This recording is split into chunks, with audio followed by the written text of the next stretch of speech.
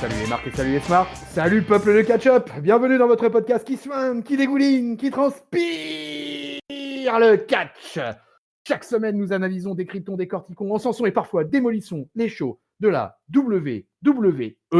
Nous sommes rentrés dans l'après-Undertaker era, nous sommes au post-Survivor Series, nous sommes donc au Monday Night Raw du 23 novembre 2020, le 1435e épisode du vaisseau amiral de la WWE.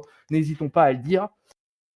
Vous m'avez peut-être reconnu, je suis votre dinosaure, que dis-je, je suis votre Luchasaurus des podcasts, je suis votre tonton Chris, et avec votre tonton Chris, rien de tel comme tag team partner qu'un autre ancien bien connu.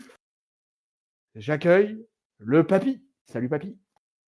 Bonjour les petits enfants, bonjour tonton, oui, merci de m'accueillir pour ce Raw fantastico, historico, magico, Raw, voilà, c'est Raw exceptionnel.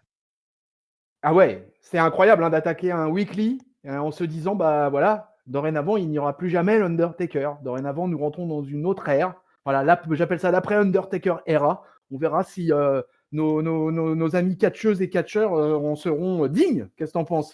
Ah bah, je l'espère de tout mon cœur. J'espère vraiment qu'on verra des petits Undertaker naître, à droite à gauche, des gens qui sauront, qui sauront faire naître des générations de fans, et voilà, et transmettre la flamme, tout au long de longues décennies. Alors, juste comme ça, avant de commencer, tu vois un successeur probable au Taker dans le roster actuel ou tu penses que ça va mettre pas mal de temps avant que ça puisse arriver? Alors je pense que ça peut mettre du temps. Pourquoi? C'est parce qu'en fait, quand on parle d'un successeur au Taker, je pense que beaucoup de gens imaginent, facilement, alors d'un point de vue en fait, ils l'imaginent en plusieurs catcheurs, je pense. Ils vont imaginer, le taulier du vestiaire qui peut être, un Roman Reigns. Je pense qu'il peut très bien, prendre la carrure de patron du vestiaire. Mais le Undertaker, c'est aussi un personnage qui était hors du temps, hors des feuds, hors des storylines, enfin hors de tout, qui avait son univers à lui. Donc on peut dire, bah, Bray Wyatt dans ce cas-là.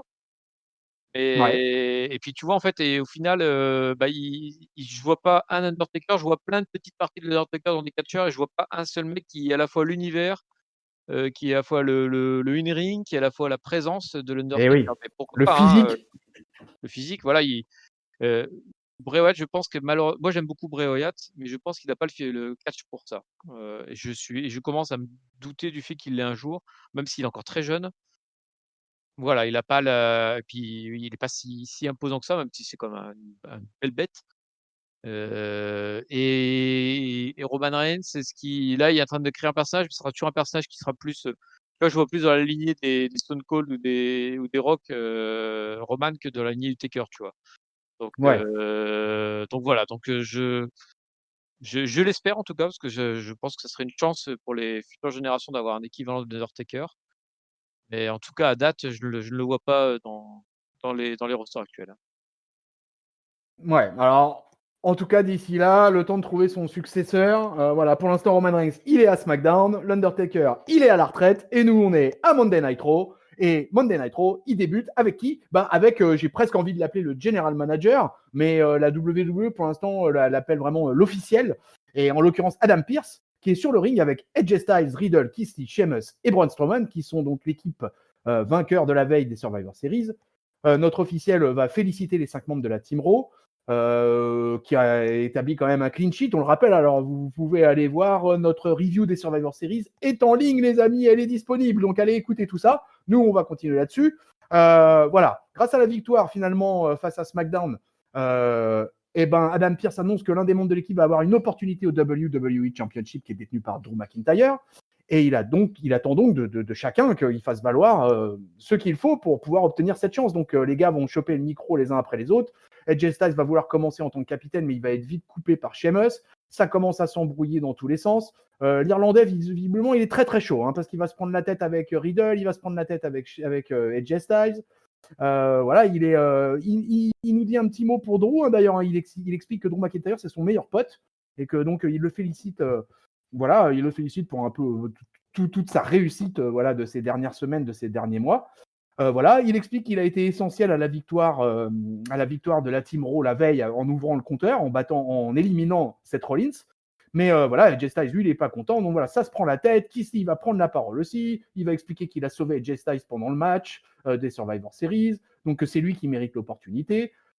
Derrière, c'est Riddle qui prend le micro. Lui aussi, lui va dire bah voilà, moi j'ai éliminé King Corbin, donc moi je vois pas pourquoi je pourrais pas récupérer un titre aussi. Donc ils sont tous chauds finalement pour avoir un title shot. Tout le monde va se moquer plus ou moins. Ils vont se moquer aussi un peu de Riddle, un peu. Mais voilà, Adam Pearce il va arriver, il va calmer un peu tout le monde, et puis il va se tourner vers Braun Strowman. Et Braun Strowman, alors là, réaction assez incroyable, puisque lui, ça lui plaît pas du tout toute cette affaire. Il va choper Adam Pearce par le callback, il va lui hurler dessus sans trop qu'on comprenne exactement ce qu'il veut, mais on comprend juste qu'il lui demande s'il sait qui il est, quoi. Et voilà, donc les 4 autres qui sont là, ils vont essayer un peu de protéger Pearce, mais ça va pas suffire parce que Braun Strowman, il va mettre un méga coup de boule à Adam Pearce et ça va s'arrêter là-dessus, quoi. Donc voilà, l'opener de Raw commence sur une espèce d'embrouillamini entre les 5 qui sont définitivement plus une équipe, on vous l'annonce. Et Braun Strowman se retrouve un peu dans l'œil du cyclone, papy, non? Oui, oui, et en même temps, j'ai l'impression qu'il y est toujours plus ou moins, l'ami Braun. Parce que là, bon, c'est un opener. C'était très bien de commencer avec l'équipe de Raw, lapsus, qui a remporté les Survivor Series parce qu'effectivement, ils sont impressionnants, 5-0. Bah, oui, quitte à avoir un contender pour Drew, bah, c'est très bien d'aller chercher là-dedans parce que eux, voilà, ils ont montré qu'ils avaient les coronets pour l'affronter, quoi. Donc, et Braun, bah, j'ai le sentiment, alors c'est peut-être pas le cas, c'est peut-être juste un délit de gueule pour lui, mais j'ai souvent le sentiment bah, dès que c'est un peu trop compliqué pour le gérer, Braun Strowman, bah, on lui trouve une pirouette pour le sortir de l'histoire. Bah, tiens, t'es trop violent, donc et hop, clac, tu vas péter un câble et tu vas faire une grosse connerie. Donc voilà, donc c'est vrai que ça vient un peu de nulle part parce que la veille, il était copain comme cochon avec les participants, ils faisaient la fête ensemble sur la victoire. Et puis là, bah, il redevient Braun le gros débile qui pète la gueule à un officiel. J'ai trouvé la ficelle un peu grosse, quoi. Ouais, mais t'as remarqué que c'est pas la première fois que ça arrive avec Braun, hein. C'est souvent souvent qu'il se fait sortir comme ça tout d'un coup pour C'est telle ou telle ça, raison. c'est C'est ça, arrivé plusieurs fois ces derniers temps. tu l'impression que comme quand ils savent pas quoi en foutre, et ben, hop, ils font un câble et puis vas-y, attaque un officiel, ça Ouais. solutionnera comment en fait, parce que je pense qu'ils savent pas le gérer. Ils savent pas quoi en foutre. Il est trop fort pour jobber, mais en même temps, il est pas assez fort pour être quelqu'un sur qui on mise. Donc bah, il a peut-être un syndrome Big Show, c'est-à-dire que, bah, ils le mettent à droite, à gauche et puis, selon les besoins, il sera face ou heel et puis voilà, quoi, et souvent il sera Ouais, et puis hors des c'est histoires. un peu ce qui s'est passé, tu vois, si tu te rappelles bien à WrestleMania cette année, il avait pas de programme à la base. Il était sur la touche justement un peu à ce moment-là, et il a été rappelé Manu Militari suite à la défection de Roman Reigns cause Covid. Et, euh, et du coup, finalement, il se retrouve un petit peu dans une situation un peu similaire, quoi. Donc, mais on va Mmh. voir pour la suite du show ce qui va se passer. On vous dit pas tout, on vous dit pas tout. Alors, derrière, on va avoir une petite vignette qui aura été enregistrée plutôt entre le Hurt Business et les New Day, et avec un Shelton Benjamin et un Cédric Alexander qui sont particulièrement menaçants et qui sont pas très contents finalement de la défaite des New Day la veille. Ils considèrent que bah voilà, ça a fait baisser le prestige du titre tag team d'Euro. Et donc voilà, eux, ils n'ont pas tellement aimé avoir été mis sur le banc de touche. Alors qu'ils auraient préféré, alors que ceux qui ont participé, ils évannent un peu sur le déguisement, le cosplay qu'avaient les New Day au Survivor Series.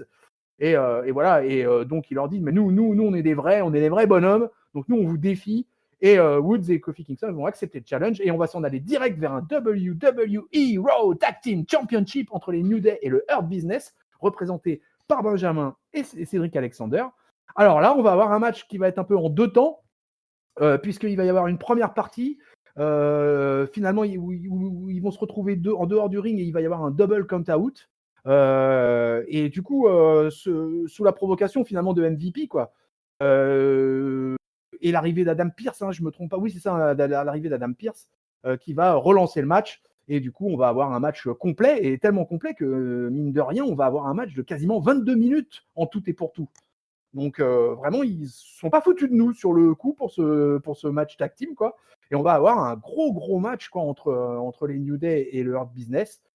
Finalement, après moult péripéties, Xavier Woods va parvenir à renverser un Sunset Flip Powerbomb et il va contrer ça en un roll-up. Voilà, le bon fameux roll-up. Et il va remporter la victoire pour les New Day. Donc les New Day se remettent bien de leur défaite du Survivor Series de la veille et enchaînent avec une victoire probante, on va dire, mon papy, contre le Hurt Business.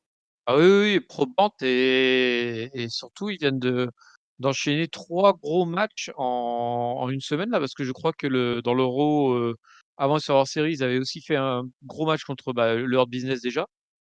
Là ensuite, contre les Street Profits au Survivor Series et contre le Hurt Business, le lundi d'après. Donc, 3 gros matchs en 8 jours. 22 minutes, c'est une sacrée perf, hein, c'est bien. On en parlait dans la review du Survivor Series, je vais y arriver. Ils sont en train de ressusciter la division tag team, les New Day là. Voilà, ils ont du temps Ouais, d'antenne et ils font des bons matchs en plus. Ça fait plaisir et peut-être si ça continue comme ça, moi je serais le premier ravi d'avoir une rivalité qui se tienne sur plusieurs semaines avec la division tag team et surtout du catch. Je ouais. Et suis très puis, content de ça. du coup, un gros match tag team comme ça de 22 minutes, je pense que ça faisait un sacré bail qu'on n'en avait pas eu en weekly. Donc, pour le coup, c'était appréciable. Et effectivement, je te rejoins, je pense que ça relève un peu le niveau de la tag team et ça fait du bien quand même. Derrière, on va retrouver en coulisses Adam Pearce, hein, qui a donc un gros bobo sur son crâne luisant. Et avec la belle Charlie Caruso qui est là, qui l'attend. Il va déclarer à Charlie Caruso qu'il a fait escorter Braun Strowman hors du Thunderdome. Voilà, qu'il le suspend, quoi. Et que du coup, il est écarté de la course au titre. Et à ce moment-là, on va avoir Bobby Lashley, le champion US, qui va venir faire une proposition à Pierce, comme il était le seul champion vainqueur d'Euro la veille. Mais on n'en saura pas beaucoup plus parce que après la discussion, il y a Randy Orton aussi qui va venir débarquer pour faire une petite proposition à Adam Pearce. Mais tout ça va être sans le son et on va juste deviner plus ou moins qu'il se trame quelque chose avec Adam Pearce, Bobby Lashley et Randy Orton. Du coup, cette éviction de Braun Strowman va nous amener vers des single matchs pour déterminer, alors que je dis pas ce bêtise, déterminer un triple threat pour la semaine prochaine. Hein. On est d'accord, papy? C'est bien ça. Voilà. Et donc Riddle va affronter Sheamus, Keith Lee va affronter Bobby Lashley. Voilà, c'était certainement le plan de Bobby Lashley de toute manière. Et Edge Styles affrontera lui de son côté Randy Orton. Voilà, ces trois-là, ceux qui se qualifieront dans ces 3 matchs se retrouveront la semaine prochaine pour déterminer le number one contender au bel homme. On va continuer un petit peu dans les coulisses, puisqu'on va y retrouver. Qui est-ce qu'on va retrouver ça va être l'annonce, en fait, c'est ce que je viens de dire. Ça va être le segment qui suivra. En fait, ce sera Charlie Caruso et Adam Pearce qui vont annoncer la tenue d'un tournoi. Voilà, les 3 matchs qui vont avoir ce soir. Et voilà. Et le vainqueur donc du match affrontera du coup Drew McIntyre lors de TLC. Donc là, Voilà. on est bon. Et du coup, on va attaquer avec le premier match de qualification qui va voir s'affronter Riddle et Sheamus. Alors là, encore une fois, je suis encore surpris puisqu'on va avoir un match de 21 minutes. Alors, que se passe-t-il à Raw? Que se passe-t-il, peuple de catch-up? Expliquez-nous dans les commentaires, que se passe-t-il? Voilà, on aurait eu un gros match. Le vétéran, moi, j'ai que du respect pour lui parce qu'il va mettre over le Riddle à mort, qu'on a, je pense, pas mal besoin parce que qui est quand même un petit peu en dessous des autres, à mon goût en tout cas. Et on va avoir un gros combat où les deux vont pouvoir lâcher un peu tout. Il me semble que Riddle a changé quelque chose, quelques petits trucs dans son moveset, fait quelques trucs un peu différents. Sheamus, lui, il est dans sa routine habituelle, toujours aussi destructeur. Ça cogne dans tous les sens, ça va cogner vraiment très fort, mais ça va aller jusqu'au point où Riddle va renverser le Cloverleaf de Sheamus. Et qu'est-ce qu'il va faire, les amis? Eh ben, il va faire un roll-up. Et voilà. Et victoire de Riddle face à Sheamus sur un roll-up. Riddle qualifié pour le triple threat de la semaine prochaine, mon papy. Et oui, qualification de Riddle, alors, pour arriver directement à la fin, le roll-up, moi, ça me dérange pas sur ce coup-là parce que bon, c'est typique du roll-up pour protéger le mec qui a perdu, quoi. Que Sheamus, il est vraiment en grande forme en ce moment, donc on va pas le faire tout de suite prendre le pin par Riddle. Le jour où il prendra un pin, ce sera plus un pin décisif, je pense. que ce pin-là. Et donc ouais, donc pour revenir à la petite séquence, effectivement, donc on se retrouve avec 3 matchs qualificatifs pour, un triple threat pour, désigner le number one contender. C'est plutôt un bon choix parce qu'effectivement, donc on a l'équipe d'Euro, comme je disais, qui comporte des gens qui ont gagné, ce week-end, plus Lachic qui a aussi gagné ce week-end et Orton, bon, qui est un peu c'est la méga star de toute façon du roster, Orton. C'est le plus ancien, le plus titré, tout ça, donc et l'ancien champion, donc c'est pas totalement illogique de le voir là non plus. Et donc effectivement, Riddle qui et Sheamus qui font un gros match bien long. Alors, comme tu le dis, c'est étonnant de voir 2 matchs aussi longs s'enchaîner. Je pense aussi que c'est la preuve de la confiance, qu'ont, la WWE dans les New Day et dans Sheamus, qui sont des vraies références, des vrais tauliers du roster. Et donc, tant mieux pour Idol qui peut continuer à prendre son job, avec un spécialiste. Effectivement, je trouve aussi qu'il est mieux depuis quelques semaines. Est-ce que c'est parce qu'il a simplifié son moveset? J'ai l'impression de le voir moins faire, dans tous les sens, Riddle, et d'être plus, entre guillemets «régulier». Et de faire de simple mais bien, donc à suivre pour la suite pour lui. Puis du coup, il se retrouve qualifié pour le triple threat et bon, c'est pas volé non plus. Donc voilà, c'est bon match, bonne qualification et bonne histoire racontée pour, ce futur, ces futures rivalités pour le titre suprême. Alors, on va retourner en backstage où on va retrouver Lana, la star des Survivor Series de dimanche, qui va croiser Asuka. Et alors, Asuka, elle a toujours des problèmes en anglais, hein, parce que elle a cru comprendre que Lana lui avait lancé un challenge, ce qui n'était pas le cas. Et elle l'accepte pour ce soir. Donc, Lana, elle est un peu sur le coup stoïque. Et puis finalement, elle a quand même un grand sourire qui s'affiche parce qu'elle vient de réaliser qu'elle a gagné les Survivor Series et qu'en plus, le Raw du lendemain, elle a le droit à un title shot face à Asuka. Je crois que c'est que du bonheur pour Lana. Non, on va en reparler après. On va passer directement à la Firefly Funhouse avec Alexa Bliss et Bray Wyatt. Alors, le sujet du jour à la Firefly Funhouse, c'était le friendship, c'était l'amitié. Donc, Bliss et Wyatt vont nous expliquer pour nous dire que en fait, l'amitié, c'est pas une bonne chose. Parce que ça se finit toujours par une trahison. Alors, il y a un vieil adage qui dit que l'amour, ça finit mal en général. Mais peut-être que l'amitié aussi, parfois, et surtout à la Firefly Funhouse, voilà, donc ça se finit par une tradition et parfois on vient brûler la maison. Donc du coup, on voit en image derrière la maison de Sister Abigail qui brûle. Et Wyatt va nous expliquer que ce soir, Alexa Bliss va affronter Nikki Cross. Et voilà, elle se cherche depuis quelques semaines. Enfin, en l'occurrence, Nikki Cross qui surtout cherche à faire revenir dans le droit chemin Alexa Bliss. Mais pour l'instant, ça marche pas très très fort. Mais ils vont être interrompus par une nouvelle marionnette, une grenouille. Donc pour nous les petits froggies, les petits Français, c'était plutôt sympa et qui ne jure effectivement que par l'amitié. Et du coup, Alexa Bliss, elle sent qu'il y a quelque chose qui monte en elle. Et qu'est-ce qu'elle va faire? Elle va choper une espèce de marteau. Je sais même plus quoi. C'est quoi qu'elle a attrapé d'ailleurs pour Une espèce de symbole, enfin c'est un espèce de marteau, mais c'est un espèce de symbole aussi de la Firefly Funhouse. C'est plusieurs fois que j'ai l'impression qu'ils le sortent, cet outil-là. Ouais, je crois aussi, ouais. Donc, en fait, avec cette espèce de marteau, elle va démonter la grenouille et elle va la tuer sous le regard triste de Bray Wyatt, qui va demander une minute de silence. Et en fait, ils vont finir par éclater de rire et ils vont prendre rendez-vous avec Nikki Cross plus tard dans la soirée. Alors, ce Firefly Funhouse, mon papy, pour toi, ça reste toujours une bonne respiration dans ces Monday Night Raw? Oui, voilà, c'est exactement ça. C'est vraiment la respiration. C'est-à-dire que je vais surtout pas m'imaginer que c'est des conséquences sur la suite. Maintenant, je le prends vraiment comme un truc à part, où toutes les pistes qu'il lance, de toute façon, il y en aura comme 9 sur 10 qui vont jamais percer. Et donc là, bon, c'était un petit segment, comique avec la grenouille effectivement, où pendant la minute de silence, ils font une espèce de récap de la vie de la grenouille. On le voit tétard, et puis il repasse les images Ouais, qu'on avait ouais. vues d'elle dans les anciens épisodes. Mais bon, vu qu'on l'avait jamais vue dans un ancien épisode, c'est que des images de cet épisode-là qu'on voit. Puis voilà, RIP, je crois qu'elle avait 40 ans la grenouille, je crois qu'elle était née en 1980 et décédée en Ouais, c'est 2020. ça. Donc voilà, elle a quand même vécu, même si on venait de la découvrir. Et puis c'est une perte un peu pour la faire Funhouse. C'est voilà. Ouais. Écoute, moi je reste un très bon client de la Firefly Funhouse. Moi j'ai trouvé ça excellent encore. Moi ça m'a bien fait marrer. Je trouve que Alexa Bliss elle est trop bien là-dedans. Moi je trouve que le couple marche super bien. Vraiment, moi Alexa Bliss de toute façon, franchement, je suis fan quasiment depuis le début. Quand elle était à NXT, bizarrement, je me disais qu'elle réussirait jamais cette fille. Et à partir du moment où elle est montée dans le main roster, vraiment elle a explosé. Et, elle est capable de tout. Elle sait tout faire. Elle est bonne en promo. Elle change son personnage au fur et à mesure, elle s'adapte. Enfin, vraiment, moi, pour le coup, je trouve que c'est vraiment une super idée des bookers, là, cette association. Et je trouve la bonne nouvelle, en plus, dans ce Firefly Funhouse, c'est que Alexa Bliss, maintenant, elle va être impliquée en termes de catch, en plus. Donc, Oui. ils deviennent dangereux. C'est un couple qui devient dangereux dorénavant. On n'est plus seulement que dans le field. Et moi, je vais te dire un petit truc, tu vas me dire ce que tu en penses. Mais moi, tu sais quoi? Eh ben, moi, j'aimerais qu'Alexa Bliss, on lui attribue un espèce de cosplay de démon féminin, tu vois, un espèce de pendant du field.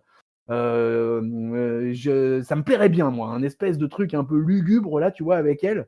Je sais pas, j'essaye d'envisager quelque chose avec elle. Mais moi, ça me plaît bien tout ça. Ouais, qu'elle soit plus juste possédée, mais qu'elle puisse aussi, aller chercher son alter ego, démoniaque et peut-être après une défaite, on verra si c'est pas quelque chose qu'ils ont creusé. Effectivement, en tout cas, elle s'éclate Ouais.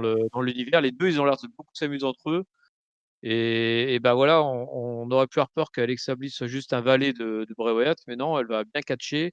Ce serait peut-être même lui son valet, on sait pas, hein, parce que vu qu'ils ont toujours du mal à trouver des rivalités, qui lui conviennent, on ne sait jamais ce qui se passera, mais en tout cas, les 2 ont du programme et bah, c'est très bien, et en plus, ils ont l'air de s'amuser donc voilà, donc Ah non, mais amusez-vous et ah amusez-nous. ouais.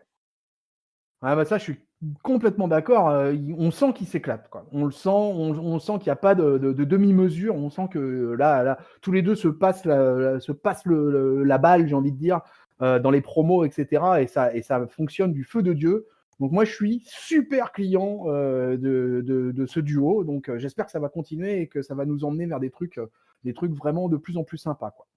Allez, on revient un peu au catch. Et on revient, puisqu'on a, mine de rien, on a un Raw Women's Championship. Hein. Et ouais, hein. Lana a donc un title shot face à Asuka. Donc évidemment, j'imagine qu'il y en a beaucoup dans les chaumières qui ont dû hurler de voir un truc pareil. Mais ils vont être, j'ai envie de dire, très vite rassurés, puisque le match entre Asuka et Lana va ne durer qu'une petite minute 05, puisque Asuka va se retrouver ringside au bord de la table des commentateurs avec nos amis Byron Saxton, Samoa Joe et Tom Phillips. Et qui est à la table des commentateurs, bah, c'est ni plus ni moins que Shayna Baszler et Nia Jax qui sont venus assister un peu à la boucherie. Et au moment où Asuka se retrouve au bord de la table des commentateurs, elles vont interpeller Asuka et elles vont lui dire: quoi, mais Lana, non mais t'es sérieuse, quoi, tu rigoles, quoi, tu donnes un title shot à Lana. Et donc évidemment, ça part en couille, no contest. On va finalement décréter, bah ça c'est assez, hein, c'est un truc assez classique à Raw.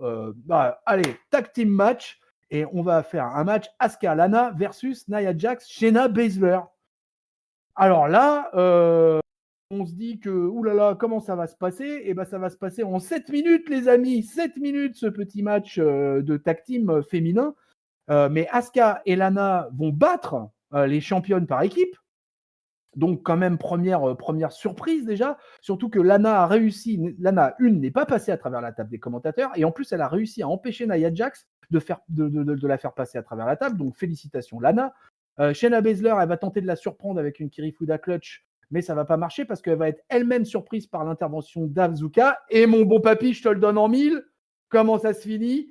Avec un roll-up. Voilà, un bon schoolboy de la part d'Asuka pour gagner le match. Et Asuka et Lana gagnent donc ce match. Et j'ai presque envie de dire, elle se positionne en number one contender pour le titre féminin par équipe, là, papy.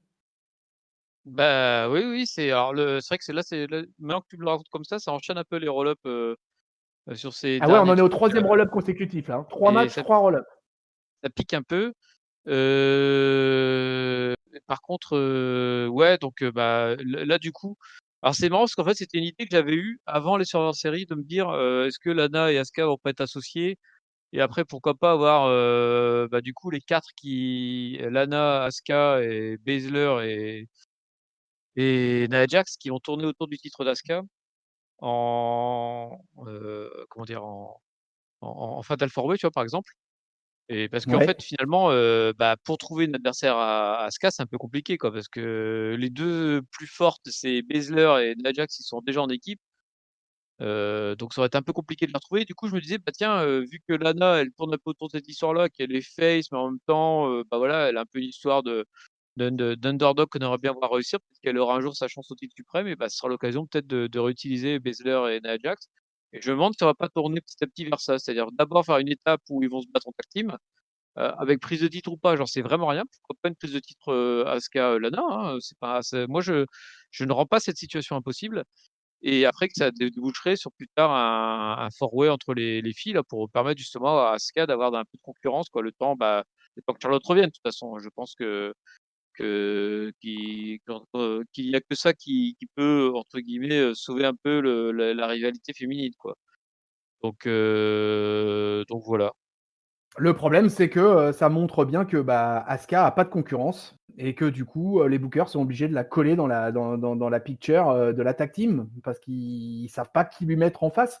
Elle a démoli à peu près toute la concurrence depuis qu'elle a le titre, suite à Money in the Bank et bah, elle paraît quasiment imbattable à l'heure actuelle. Donc de toute façon, voilà, je pense ils veulent patienter pour l'instant et je pense que vraiment chez les filles, ça va repartir, pour la road to the rumble.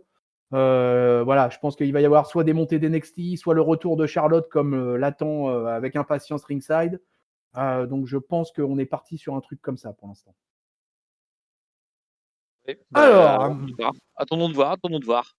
voilà. Alors mon papy, derrière il y aura un minuscule segment coulisses avec Riddle qui va croiser MVP et qui va lui, qui essaye en fait un peu de s'incruster plus ou moins dans le hard business quoi, parce qu'en fait il lui propose plein d'idées dans lesquelles investir.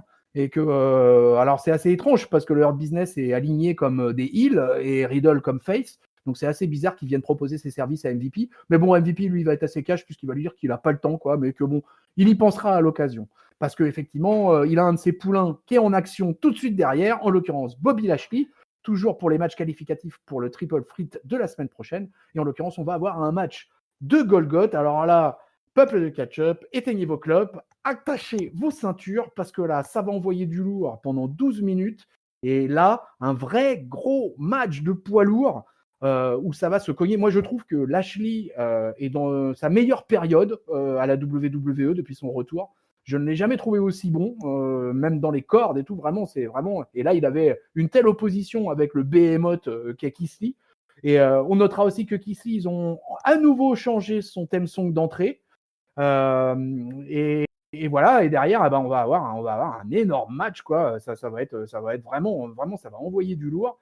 Mais grosse connerie quand même, je pense, quoi. Grosse connerie d'MVP. Alors là, pour le coup, on peut pas dire que ça a été un manager avec une grande idée, puisque il va rien trouver de moins que intervenir dans le match en attaquant Keith Lee.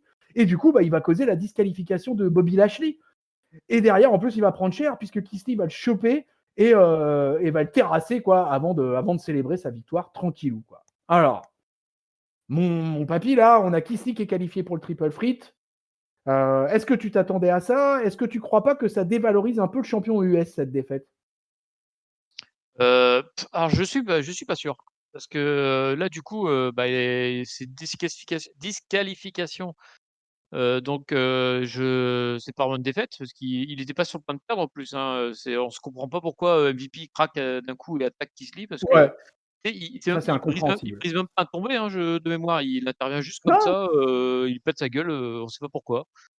Et donc je me demande si, enfin au contraire je trouve, j'ai l'impression qu'on a enfin trouvé le premier gars qui résiste à Bobby Lashley, tu vois? Moi je le vois plus comme ça, en disant: «Bah, Bobby Lashley il d'accord. était invincible à tuer tout le monde jusque-là et là, bah, il y a un gars qui lui résiste et qui lui remet des pains dans la gueule et de manière assez violente». Donc ouais, moi j'ai trouvé plutôt l'inverse, c'est le premier gars qui résiste à Bobby Lashley et du coup je me demande même si c'est pas du coup, bah, quelque chose qui l'élimine, qui se lie pour le triple threat à venir parce que je me de enfin moi je du coup je vois vraiment, qu'ici aller chercher Bobby Lashley en fait. On avait personne qui pouvait ne serait-ce que faire trembler un peu Bobby Lashley depuis qu'il avait pris le titre US et là, bah, on a trouvé le premier gars et bah, du coup, bah, je serais pas étonné que ce premier gars, bah, il se commence à se dire: «Bah, tiens, est-ce que je pourrais pas prendre la ceinture aussi?» Eh ouais, eh ouais, eh ouais, c'est pas possible. De toute façon, je pense qu'effectivement, dans ce triple threat qu'il y aura la semaine prochaine, effectivement, les deux qui perdront, peut-être effectivement se relanceront vers le titre US. Ouais. Ouais, ça te paraît envisageable? Moi, je vois bien, par exemple, Riddle, tu vois, Riddle dans la title picture du titre US, ça me paraît pas déconnant, quoi. Ouais, oui, alors en fait, on le verra surtout pour, c'est avant ou après qu'il croise MVP Riddle? C'est avant. C'est avant, donc ouais, donc effectivement. Donc oui, ça pourrait faire penser à ça. Après tu vois Riddle, moi, enfin c'est con, alors c'est aussi parce qu'ils sont affrontés les uns les autres, à ce match-là, mais Riddle du coup, ça fait comme plusieurs semaines qu'il y a des bisbilles aussi avec Sheamus, donc est-ce qu'il va pas poursuivre avec Sheamus, surtout qu'il a pas eu de victoire encore, vraiment éclatante avec lui? Je sais pas dire, je sais pas dire. Moi, je veux vraiment Keith Lee aller dedans, hein, et peut-être Riddle qui vient en tant que copain, qui vient un peu l'aider à bord ring. Mais moi, je vois Keith Lee gros comme une maison. OK. Eh ben, écoute, derrière, on aura un petit segment backstage avec Nikki Cross juste avant son match face à Alexa Bliss. Voilà quoi, l'Écossaise, elle est pas contente parce qu'elle dit qu'Alexa Bliss, elle est en train de détruire une amitié quoi, pour aller, voilà, pour se réfugier auprès du Fiend. Elle en a marre, et elle veut pas affronter Alexa Bliss, en fait, elle veut affronter le démon qui habite Alexa Bliss. C'est toute la subtilité, La nuance. heu, et toute la nuance, de Nikki Cross. Et voilà quoi, donc elle est assez étrange parce qu'après elle dit qu'à la fin de son truc, elle nous dit qu'elle est pas tout à fait contre l'idée de voir Alexa avec le Fiend, mais ce qu'elle veut pas, c'est elle veut pas la voir se faire posséder ainsi quoi. Donc bon, c'est un petit peu contradictoire tout ça, mais bon, on n'est plus à ça près. Et du coup, derrière, on va avoir l'enchaînement avec le match avec Alexa Bliss et Nikki Cross. Alors Alexa Bliss, elle va arriver une nouvelle tenue, j'ai envie de dire, puisqu'elle est dans une tenue très enfantine, toujours dans le mood de la Firefly Funhouse, avec une petite jupette, etc., avec un boxer dessous, avec ses gants, avec un petit... sur chaque gant, sur un gant, il y a marqué Play et sur l'autre gant, il y a marqué Dane en référence au mari de Nikki Cross qui n'est autre que Killian Dane, l'Irlandais du Nord qui évolue à NXT et qui est actuellement en tag team avec Drake Maverick. Donc voilà, petit rappel. Et là, on va avoir un match. Bah, on a eu un match de 4 minutes. Voilà, très court, peut-être trop court à mon goût en tout cas, mais parce que j'ai trouvé que c'était d'une très bonne qualité. Et sur la fin du match, Alexa va faire croire à Nikki en fait qu'elle est désolée, que voilà qu'en fait voilà, on a l'impression qu'elle est en train de retourner sa veste envers Nikki, qu'elle est en train de retrouver le chemin de l'amitié. Et donc du coup Nikki Cross, bah, elle marche à fond dans le truc, elle va vouloir prendre Alexa Bliss dans ses bras, et là c'était pas ce qu'il fallait faire parce que Alexa Bliss, bah, elle va faire un petit peu semblant de faire un hug, mais le hug va se terminer dans un Sister Abigail et Nikki Cross termine KO, les bras en croix au milieu du ring. Victoire d'Alexa.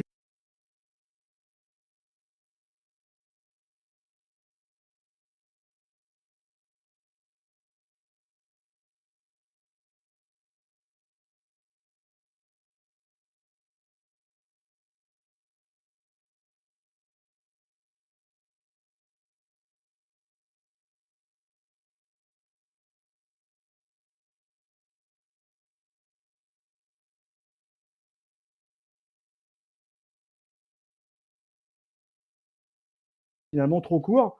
Alors Papy, je t'ai récupéré Papy? Oui, et bah, justement, désolé, je ne t'entendais plus. J'ai Oui, entendu oui, oui, victoire oui. d'Alexa, Ouais, ouais. et Non, on a eu un petit trou d'air de connexion, je crois, là.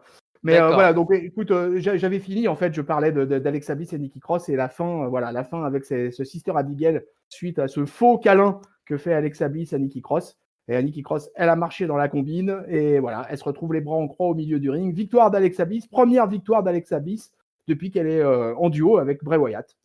Oui, première victoire. Alors, comme tu faisais la réflexion de dire, c'est un match bizarre, court et en même temps où ils ont passé quand même une grosse partie du match à pas se battre. Moi, je pense que c'est un faux match. C'est juste, un argument, scénaristique pour, bah, montrer qu'Alexa Bliss est prête à tout maintenant qu'elle est possédée par le démon, et puis voilà quoi. Comment te dire? Je pense qu'il y aura enfin, j'espère en tout cas que plus tard il y aura un vrai match, une vraie opposition entre les 2, peut-être d'ailleurs, à TLC, hein, c'est typiquement le C'est type de possible, ouais. rivalité qui peut avoir un match, à stipulation.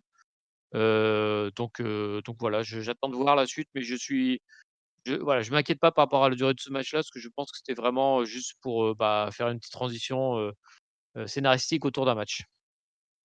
Ouais, ouais, moi non plus, je suis pas inquiet par rapport à la longueur du match. Moi, j'en aurais juste repris 2-3 minutes parce que j'étais convaincu qu'elle pouvait nous sortir un super truc. Mais finalement, je trouve que c'était bien réfléchi. La fin était bien. On pouvait presque marcher dans le fait d'Alexa Bliss qui commençait à dire ah non, mais en fait, je t'aime, Nikki. Mais donc, c'était plutôt pas mal foutu. Et ça a continué de me convaincre sur ce qui se passe avec Alexa Bliss et Bray Wyatt. Donc c'est parfait, quoi. Et ben voilà, et ben mine de rien, on arrive à notre main event.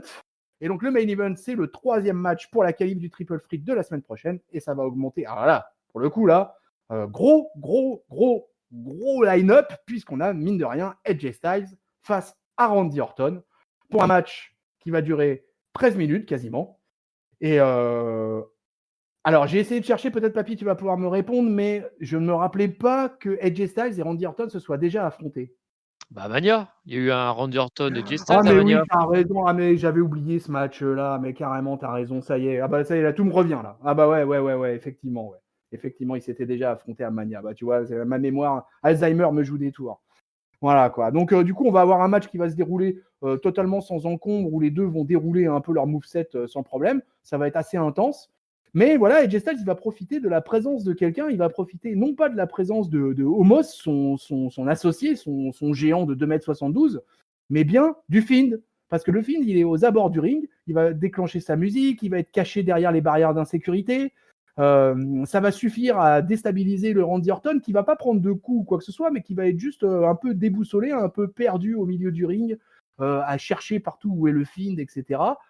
Le AJ Styles, c'est un malin, hein, on lui fait pas au vétéran, hein, donc il va en profiter pour coller un phénoménal forearm à Randy Orton. Il va remporter la rencontre et donc il affrontera Keith Lee et Riddle la semaine prochaine.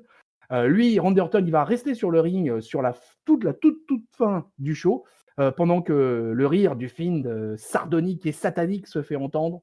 Et c'est ainsi que va se conclure le show. Alors, mon papy, ce main event, cette qualification de AJ Styles et donc cette perturbation, j'ai envie de dire, de Randy Orton par le Fiend, qu'est-ce que tu en penses de tout ça?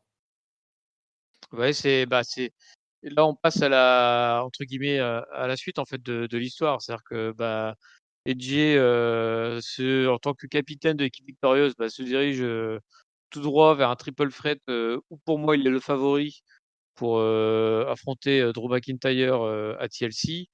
Et tandis que Orton, bah, depuis le temps que ça tourne autour, bah, ça y est, c'est officié. Je pense que c'est parti, c'est sur les rails de la rivalité avec le Fiend. Et bah, il y avait eu beaucoup de pistes lancées par le Fiend, notamment avec l'histoire des maisons brûlées. À un moment, quand Orton était champion, il y avait le choix entre, 3 histoires entre, le Fiend, le Miz, avec la mallette et d'ailleurs qu'on n'a pas vu, et Drew McIntyre. Finalement, il avait choisi de fuir le Fiend et bah, il n'a pas pu le fuir trop longtemps puisque le Fiend semble l'avoir rattrapé et bah, ça semble, se poursuivre. Alors, heel contre heel en plus, mais bon, le Fiend, on en parlait tout à l'heure en parlant du Taker. Je pense que c'est un mec qui est capable de sublimer les positionnements. Et puis voilà, j'espère que ça fera un vrai match de catch et que ce sera pas trop un truc que trop, apparaître, disparaître, faire des vers de terre sur le sol et se cacher dans les toilettes ou je sais pas quoi, hein. J'espère que ce sera un vrai match de catch. Je pense que ça sincèrement, ça ferait du bien que le film d'un vrai match de catch et un spécialiste, même si Orton, il a un style qu'on peut aimer, ne pas aimer, c'est vrai qu'il est plutôt lent, mais par contre, en termes de catch pur et dur, c'est quand même un mec qui sait y faire, quoi. Donc j'espère que ça sera l'occasion pour le film de donner un vrai match de catch et pour nous montrer ce qu'il est vraiment capable de faire, quoi. Donc voilà, je l'espère de tout mon cœur.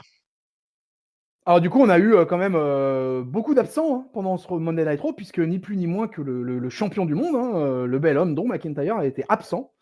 On n'a pas vu Retribution non plus. Il y avait quelques absents de marque, et ben, malgré tout, les ratings se sont bien tenus malgré l'absence du champion du monde, puisque Monday Night Raw, cette semaine, va coller un 1 810 000 spectateurs, ce qui est plutôt pas mal, même si, comme d'habitude, la troisième heure aura été très très difficile, puisqu'ils auront perdu presque, je crois qu'ils sont passés à 1 650 000 dans la troisième heure. Donc ça, c'est toujours hein, ce truc étrange hein, de la troisième heure qui est vraiment dans le dur hein, chaque semaine. Hein. Ouais et bah, alors là, est-ce qu'il y avait un vrai programme annoncé pour la troisième heure? Il y avait juste, le main event, je crois. Il y avait Le reste, c'était pas vraiment annoncé. Ouais, bah, c'est un peu compliqué. Bah, de toute façon, ouais, si tu as pas une grosse histoire pour maintenir le truc, je pense qu'ils perdent, naturellement des téléspectateurs. Là, tu avais des bons matchs, franchement, il y avait pas de quoi être déçu. Mais par contre, il y avait pas le gros fil rouge, le gros truc attendu, la grande histoire, on Ouais, a vu tout le show, quoi. Donc bon, c'est moi, en tant que fan, j'ai aucun enfin, je décroche pas parce que, bah, je vois du bon truc. Mais par contre, un mec qui est plus casual, bah, il se dit pas, «Oh putain, il y a absolument ça que je veux voir», quand c'est AJ Styles Orton, je pense. ouais, c'est possible, ouais. Enfin voilà, ainsi s'achève ce Monday Night Raw du 23 novembre 2020. Et bah, vous connaissez la procédure catch-upesque, puisque le papy va nous donner son top, son flop et sa note. Ouh! Et ben, là, tu me prends de court parce que du coup, j'ai pas réfléchi pendant tout notre déroulé, j'ai pas commencé à préparer mes 9 flops, top, flop, notes et du coup, j'ai absolument rien. En en top, qu'est-ce que je vais pouvoir donner en top? Il y a eu tellement de bons matchs que j'ai du mal à choisir, en fait. Parce qu'il y a franchement eu des bons trucs. Allez, je vais donner en top, parce que c'est quelque chose qui m'a vraiment chagriné tout au long de l'année. Je vais le donner au match tag team, et à la résurrection de la division tag team par le New Day. Vrai bon match de catch et voilà, ça m'a tellement fait mal au cœur de pas avoir de catch tag team cette année, à la WWE parce que c'était le cas aussi à SmackDown, c'était aussi le cas à NXT, je trouve. Enfin, moi, j'ai pas vu de catch par équipe cette année et donc je suis content de voir un peu ça qui revient en fin d'année. C'est le petit plaisir de fin d'année. Mon flop, ça va être compliqué parce que qu'est-ce qu'il y a eu de mauvais, comme flop? Il y a les filles, je peux pas leur en vouloir. Heu, Catch masculin, c'était plutôt bon. On va le donner à Braun Strowman. Braun Strowman qui fait tout le temps des resets, je suis un gros bourrin et je me fais sortir de l'histoire parce que je peux pas me gérer. C'est ça, moi, c'est mon flop, c'est Braun Strowman qui, bah, en fait, je trouve que cette élimination, c'est un peu le symbole de ce qu'il fait cette année et depuis même plusieurs années, c'est, bah, voilà, c'est un mec qui est buildé ultra fort, mais on sait pas quoi en foutre. Voilà. Et c'est même Et pas le et tu vois, c'est un peu le syndrome Wyatt, mais Wyatt encore, il arrive à occuper le temps avec des Firefly Funhouse et à créer un univers, tu vois? Mais Braun Strowman, il a même pas d'univers. Il a rien pour lui, il a juste son personnage, mais qui va pas chercher plus loin que: «Je suis Braun Strowman et je casse des gueules», quoi.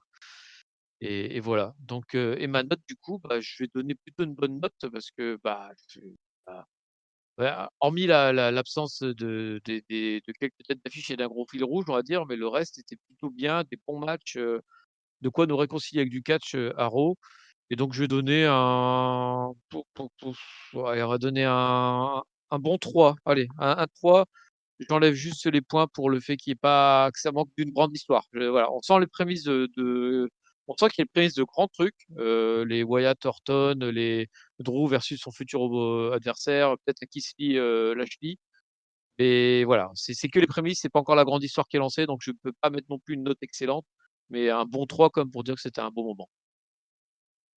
OK. Et bah, écoute, moi, mon top, bah, j'aurais bien été lancé comme toi à le donner au Tag Team Championship parce que vraiment, j'ai trouvé que c'était vraiment un super match.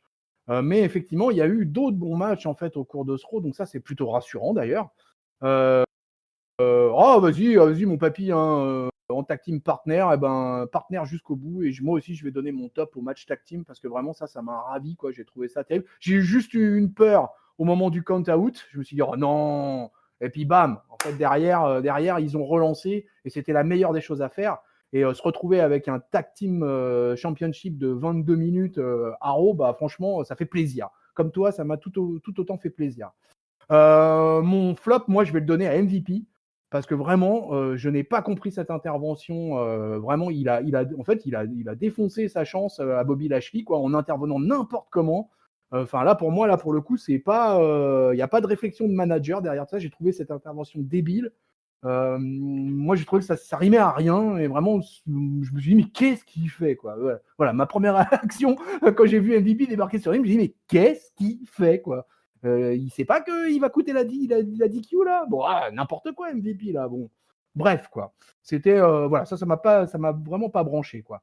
Et puis bah ma note, moi je vais être un petit peu plus sévère que toi, mais pas beaucoup plus, parce que bon quand même moi l'absence de Drew, ça me fait toujours un petit peu chier. J'aime quand le bel homme est présent à Raw.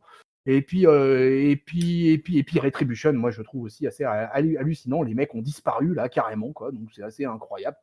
Quoi. Ah On nous oui. a teasé ça fait depuis début août. On en est là avec Retribution et là ça y est, les mecs sont en train de creuser leur tombe, hein, j'ai envie de dire, hein, parce que ça y est, les mecs commencent à disparaître des shows, donc ça c'est pas bon, même pas une promo, même pas une vidéo, rien quoi, absolument rien. Donc vraiment le néant avec Retribution.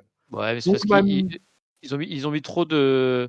Excuse-moi, je te coupe, mais c'est parce que je pense qu'ils ont totalement viré la low card sur Socio, en fait. Ils ont vraiment mis en ouais, je valeur crois aussi, ouais.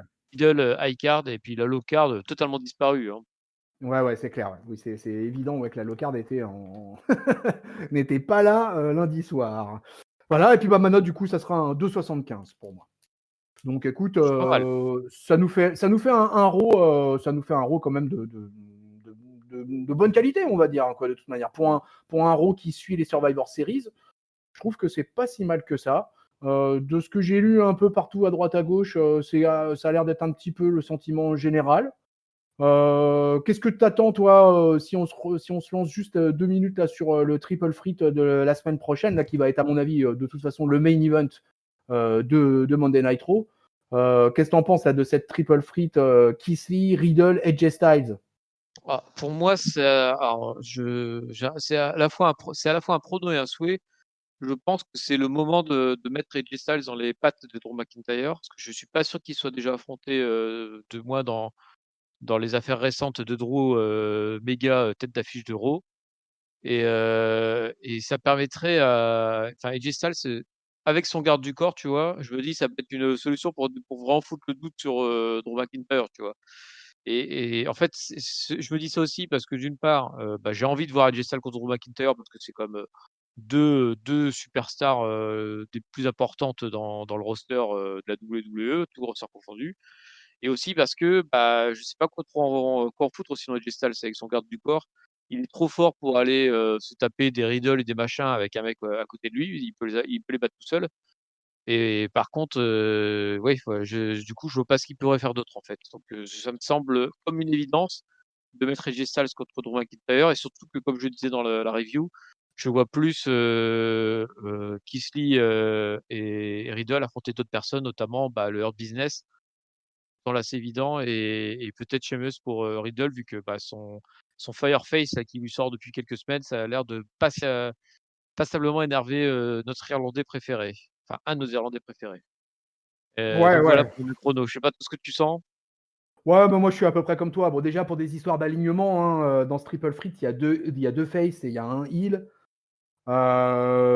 Voilà, j'ai du mal à imaginer qu'on mette un babyface face à Drew qui est lui au top du top du top de la babyfaceitude. Donc j'ai envie de pronostiquer comme toi, et moi aussi je vois bien un AJ Styles vainqueur.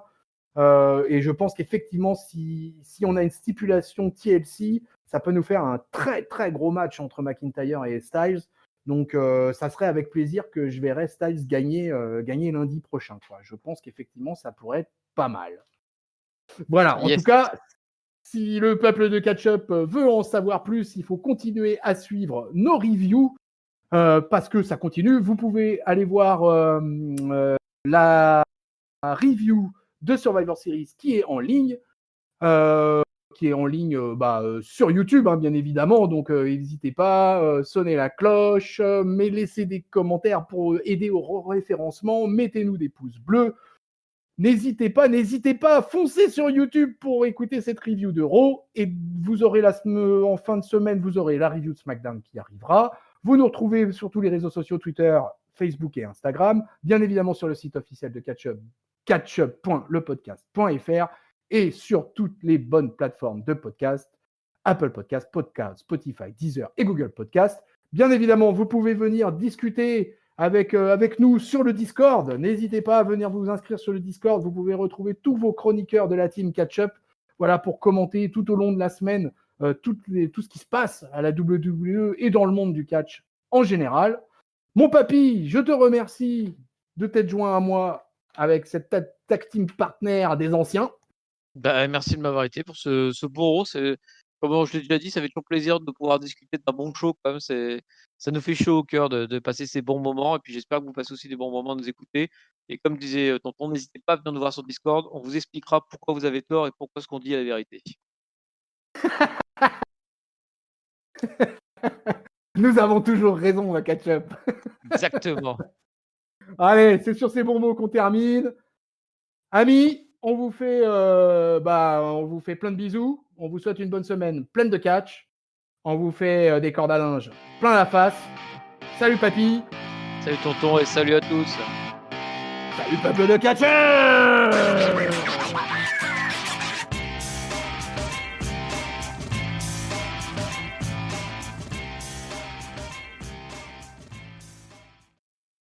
Lana va gagner le Rumble, je le sens trop. Oui, bah, c'est pourquoi pas et puis, derrière c'est la route vers, WrestleMania et puis, bah, Hall of Fame dans la foulée, je pense.